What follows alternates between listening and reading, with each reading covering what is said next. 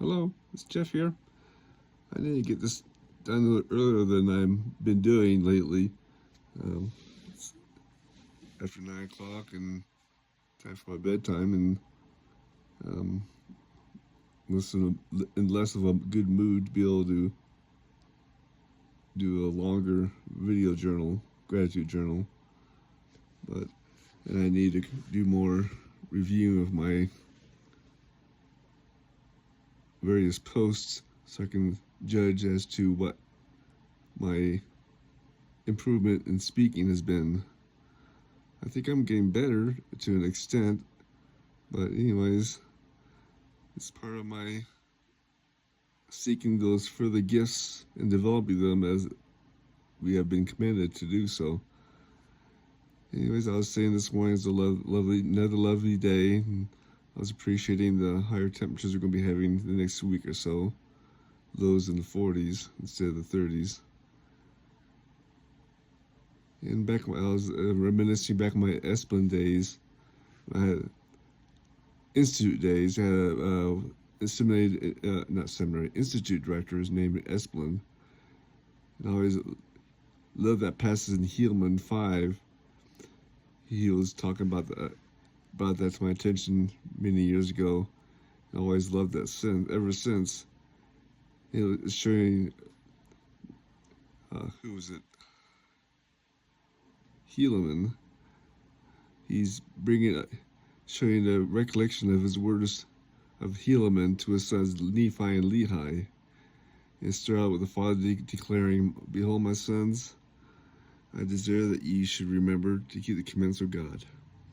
And I'll pause here at this very first verse, saying to myself, I don't think I had that thought before about telling them to remember to keep the commandments. I know I read before, it didn't really hit me like it did this morning. Remember to keep the commandments. Remember, I guess that's important. For we mortals don't decide at one moment that we're not going to no longer observe the commandments, just straight out of the blue. We won't decide to do that, but we usually do have this time where we forget. We slowly forget things. Like yesterday, I was a bit tired and I got involved in things and I forgot to do my evening exercise and yoga stuff. Just forget. We get busy and the gospel gets less and less relevant in their lives. And that's important. And soon for long, they've forgotten what they do of God before and the testimonies they once had. We forget. We must make a daily practice to study and pray and ponder and recall things that the Lord the things that the Lord has done for us. And he also said to his sons, "Behold, I have given to you the names of your first parents who came out of the land of Jerusalem. This I have done, that when you remember your names, you may remember them. And when you remember them, you may remember their works. When you remember their works, you may know how it was said and also written that they were good." Having things about the remembrance of God is useful. The names is one good method of doing that. He had been named his sons after the two of their ancestors, Nephi and Lehi. He reminded them in this verse. And there's the Hebrew tradition where names are believed to hold intrinsic, true, actual value and character. And we don't give. Deborah and I didn't give the names of our 9 kids out of the blue. I thought about the details of each of one of them. And some of them were named after actual people we knew and loved, but they all had meaning behind their names. And I prayed about them and chose their names to give to them. I wasn't going to go through each of their names, but I was short of time as usual this morning, so I didn't. But names do have a meaning and a value. Maybe remember our names and live up to those names reflect. Therefore, I had the same goal as Helaman said to his sons, I would that you should do which is good, that it may be said of you, and also written, even as has been said and written of them.